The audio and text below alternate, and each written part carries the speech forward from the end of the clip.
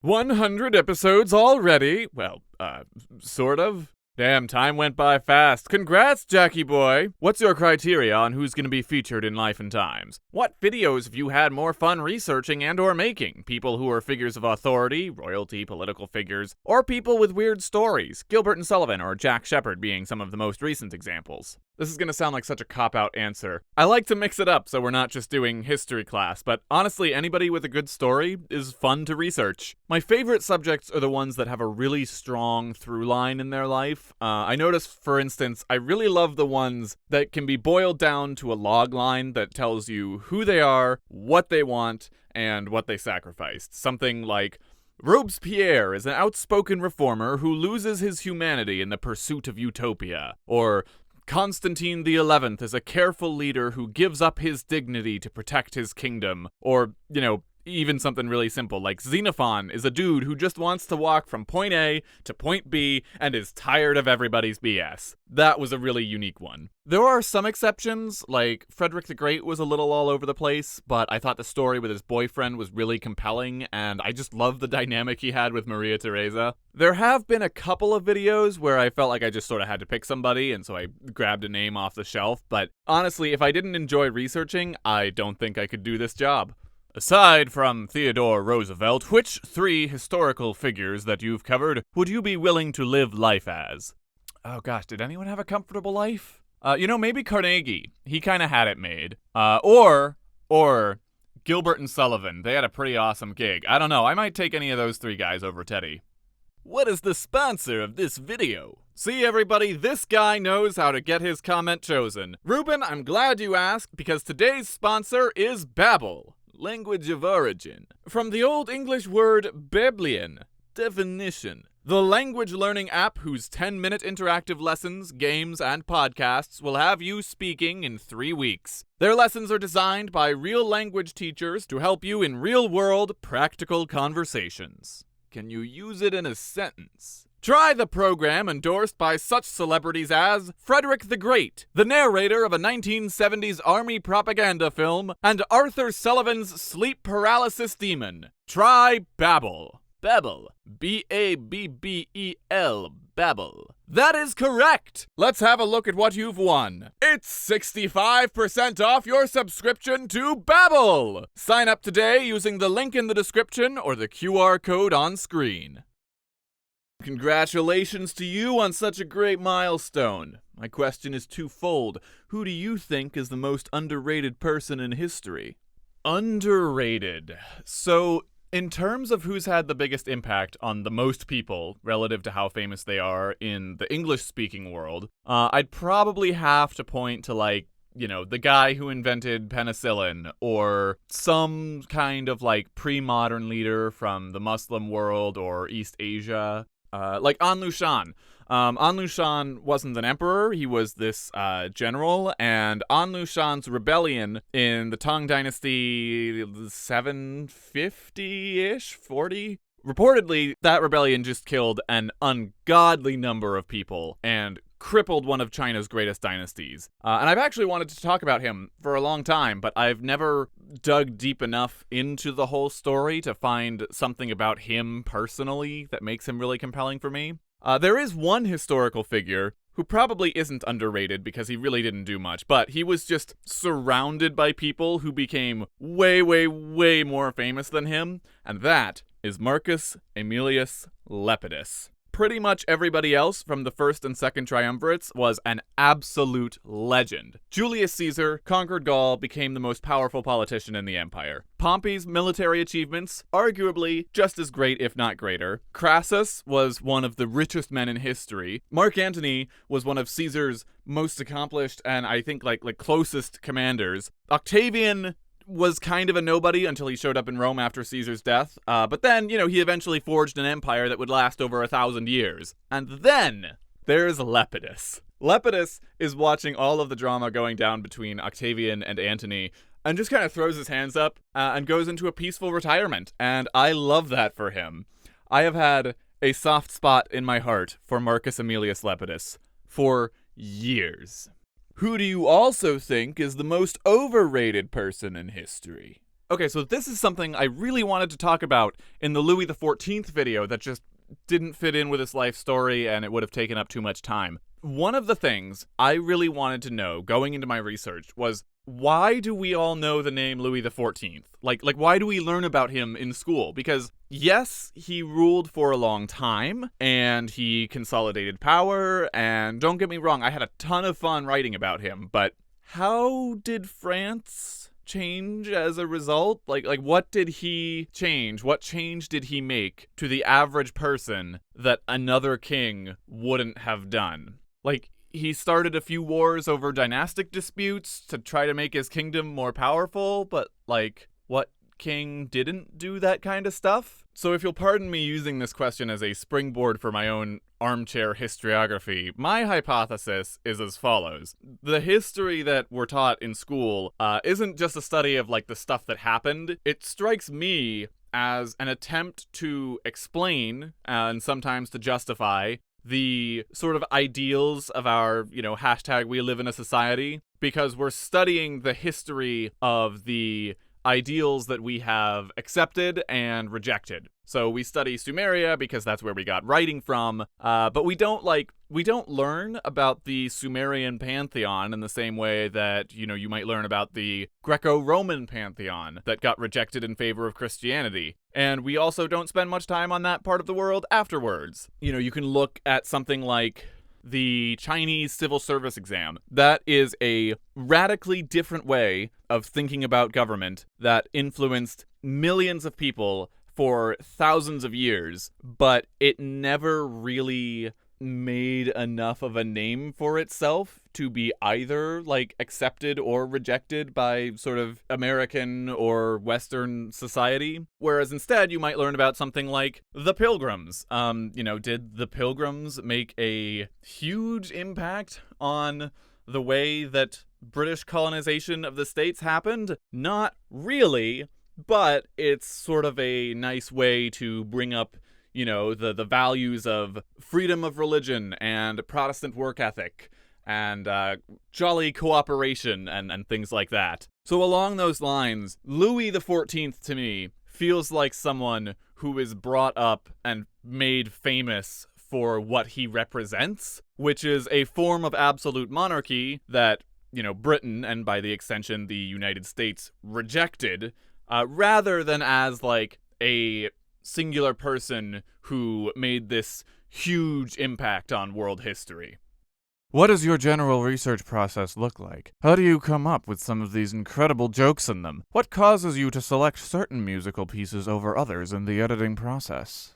I'm gonna be honest with you. When I'm trying to put out a video every 2 weeks, a lot of the research is Wikipedia. Not all of it, obviously. There's a lot of details that will require some more digging, in which case, sometimes I'll have to find, the one guy who's written a book on the subject, or pull up somebody's, thesis paper. But usually, Wikipedia is enough to outline the episode, and then if something feels like it's missing some detail, or I don't really understand it well enough to give you a full explanation, or if it just feels fishy, JSTOR is great. They give you 100 free articles a month if you sign in with your Google account now, which is phenomenal. And then for classical history, there's 3 universities that have just uploaded the text transcripts of all sorts of classical histories online for free.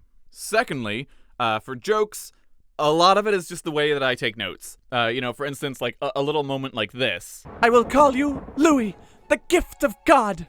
And you see, you can do whatever you like, because God has chosen you to be the master of his creations. It is your right as king to never hear the word N-O. I'm sure it won't go to his head. In my notes, that will look something like, Louis called Dieudonné, gift of God. I'm sure it won't go to his head. She tells him about the divine right of kings. No one will ever tell him no. And then I'll make a note to myself what would be what if someone does tell Louis no later on? Maybe he'd freak out and go, you said the N-word! And music. Yeah, a lot of Kevin MacLeod, patron saint of YouTube music. That, and I'll usually try to sprinkle in a bit of music that comes from the time and or place where the video is set. So in the Tecumseh video, I had some Shawnee powwow drums mixed in there. To this day, my absolute favorite thing I've done with the music that you might not even notice is in the French Revolution videos. Louis XVI video uses some Baroque music, which would have been very old-fashioned even at the time. And then, in the Robespierre video, you get a little less Bach and a little more Vivaldi, which was more contemporary. And then, when it comes time to do the Napoleon video, there's all of this romantic music, like Brahms and Beethoven's Eroica, which was written about Napoleon, and Tchaikovsky's 1812 Overture, which was written about Napoleon's Russian offensive. It's not completely like that. There's still a good helping of Kevin MacLeod, and I went back to check some of the pieces that I used, and, Louis XVI has some Strauss and Weber in there, but I'm still just very pleased with myself because I feel like it did a lot when you watch the 3 videos back to back to make it feel like time is moving forward really quickly during the revolution, in those weeks when decades happen. And conveniently, Baroque and classical music are much more kind of tightly structured, whereas romantic music is big and bombastic and a little chaotic, and Tchaikovsky's got frickin' cannons in his overture, and it just adds so much energy as the revolution heats up and explodes all over the continent. Any other favorite music composers you would like to talk about? Dude, you read my mind. Dvorak's Symphony No. 9 is such a banger. There's a piece by Alberto Ginastera that I found for the Pedro I video called Estancia Opus 8, Op 8, that slaps so hard. Whoever Venetian Snares was sampling in Rossz Csillag. Rossz csillag alatt született. Now that is how you write a hook. There's a modern composer named Kashiwa Daisuke, whose April No. 2 I adore, and an artist named Taylor Brook, who put together an album that is nothing but microtonal music, and I started listening to it as like this freak show curiosity, but actually I really like some of those pieces now. Oh, you meant like in a video, like with what I did with Gilbert and Sullivan. I don't know. I've wanted to make videos about artists of different kinds on more than one occasion, but it's hard to match the drama and absurdity of heads of state, What are some other historical figures you could not possibly cover here on the YouTube? Congrats on 100 episodes. Thank you. I never thought I'd be able to get away with Chris Burden's self-harm art or the Sex Raft episode. I think Chris Burden got demonetized, but after like a year. And I want to say the Sex Raft might still be monetized. I don't know. But neither of them, got removed or age restricted. So I feel like pretty much all bets are off. The only things I'd feel hesitant about, there's a period of time in the papacy called the pornocracy, which honestly isn't as sexy as the other 2 videos I just mentioned, but having the word porn in the title and thumbnail of a YouTube video, while that's sort of like the whole hook, it feels like a recipe for disaster. So I actually made a short episode about the pornocracy over on the Armchair Historians website. That, and, there's John Harvey Kellogg invented cornflakes because he thought they were so bland and tasteless that anyone who ate them would give up masturbation. But I don't think his life writ large is quite so interesting. And then kind of like the pornocracy, there was a guy in the UK named James Humphreys, and the only note I have on him is underground pornographer, which I thought sounded hilarious, but similar issues. There's also the thing that I struggle with on my channel where I would like for certain videos of mine to be able to be used in the classroom and to be able to be shared with students. And it is a fine line to walk between wanting to tell stories about, all kinds of things and all kinds of situations and, whatever I find interesting, sort of regardless of how adult it is, because some of it can be very adult, without trying to make my channel this, kind of absolute minefield for educators. Ever wanted to do some particular historical figure only to find out all info about them are only available in a language you don't read/speak? Who was the hardest person to research that you've done an episode on? Good question. With regards to the first, I don't think so, because I'm pretty sure they wouldn't really show up on my radar in the first place, but I definitely have had some cases where I'll be doing some background research on a character who interacts with a Chinese emperor, and, the English Wikipedia page, forget about it. Meanwhile, there's pages and pages available if I could only speak Chinese. The most difficult episodes to research were probably the Arkansas Civil War, Elizabeth Bathory, Basil I, and Iliam Doan. From what I remember, there was almost nothing with any detail about them online. And most of them, I found like one really good book that had a lot of information and tried to back up, their claims wherever I could. Elizabeth Bathory, though, that one really surprised me because she's a pretty famous figure, at least in pop history. People loved to tell the story of the real-life vampire who was bathing in blood. But I had to read through, like, one or two thesis papers to actually, like, just find the basic details of the full account of her life and, like, what happened. Otherwise, I would never have even heard about somebody like George Thurzo, who was this, like, kind of family friend who ended up being used in service of the emperor to, sort of be like the emperor's detective. And he kind of turned out to be like the whole linchpin of her investigation and trial and sort of the real, to use an expression that I ordinarily detest, he kind of was the real human element of the story in the end. Would you consider doing the life and times of a fictional person for April Fool's Day? Yes! I have a couple of ideas, actually. We'll see if they pan out. What do you think is the funniest life story you have ever read? Will you ever cover it in the future?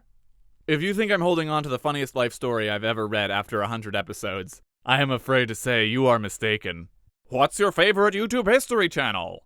I've sort of stopped watching a lot of history YouTube channels and educational YouTube channels as a whole. I feel like a lot of them, educational YouTube channels in general, are kind of geared towards like a high school audience. And if you've been watching those types of videos for like 10 years or something, you start seeing some of the same things show up again and again.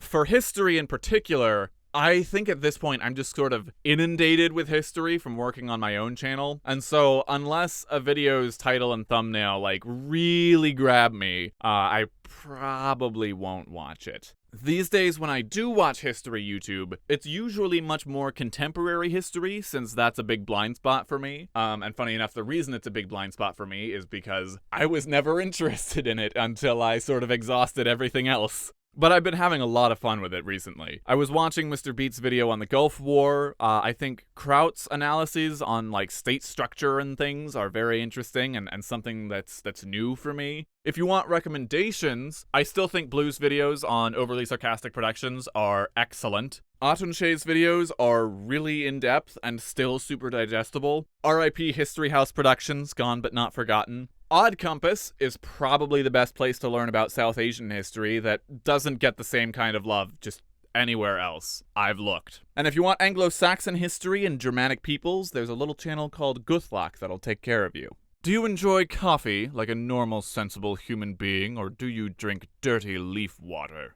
For a long time, it was neither. And then I got an electric kettle for Christmas, and I have never looked back. What is your favorite time period to research? Classical, modern, medieval, etc. It's still Rome for me, classical Rome especially. That's where my love of history got started, and so it's still the point in time where I already know who's who and what's where, and so it's really easy for me to sort of pick around the edges and just add more and more detail to the picture, or like build onto it a little bit in the future or a little bit in the past. Whereas, I really like Chinese history, but every time I want to research someone for a video, I sort of have to go through and like look at the dynasties and, who are the top names of that dynasty? Are they worth researching? It takes me a really long time, even after I've decided that someone is worth it, to kind of get my bearings and keep track of who all of these characters are around them and what's going on. And so I'm probably missing out on a lot of the stories that take place on the level of, something like Sejanus, who is this, like, right-hand man to the emperor who didn't really change history, but just has all of this, like, personal drama going on with the royal family and stuff like that. What made you decide on the name Jack Rackham? Once, Many years ago, I played on Disney's delightfully buggy MMO Pirates of the Caribbean Online, and Jack Rackham was the pirate with the best flag, so I just stole his name, and it has stuck. At this point, I've got friends in real life that call me that just because they've sort of forgotten I have a different name. I'd probably introduce myself to people that way, but for the fact that I don't really want them to find the channel right away. What is your best recorded time for not committing war crimes? I don't know, I've never really been into speedrunning. Let's start the clock. Okay, yeah, no war crimes. That's, is that a record? What are all of the opportunities that America could have expanded territory, but didn't for reasons? So alternate history questions are tricky because you've sort of got to ask, how long could the US hold on to any territory that they captured, and would it have been worth it, and yada yada yada, how would it have happened, who would have done the convincing in government and Congress. But I can tell you about a couple of times that the US got close to annexing some more territory. So when President Polk was arguing with the British over the Oregon Territory, a popular slogan at the time was 54-40 or fight. Which, of course, President Polk did not do because he was already at war with Mexico, or about to be, or just got out of the war or something. And so, instead of taking all of this land, he settled for taking all of this land instead. Cuba was something the United States looked at with interest for a long time that never really manifested. I seem to remember there was some secessionist movement in the Yucatan that considered reaching out to the US for support that could have turned into like a Texas situation. I remember seeing something about that on Emperor Tiger Star's channel recently. Then you've got people like William Walker, who weren't actually a part of the US government, but they just kind of went into other countries with a couple of guys to go overthrow their governments. So if the US, for instance, had really wanted Baja California, or Sonora, or Nicaragua, for instance, they could have seen Walker getting up to no good there and just thrown their weight behind his sham government. But considering how quickly his whole government collapsed,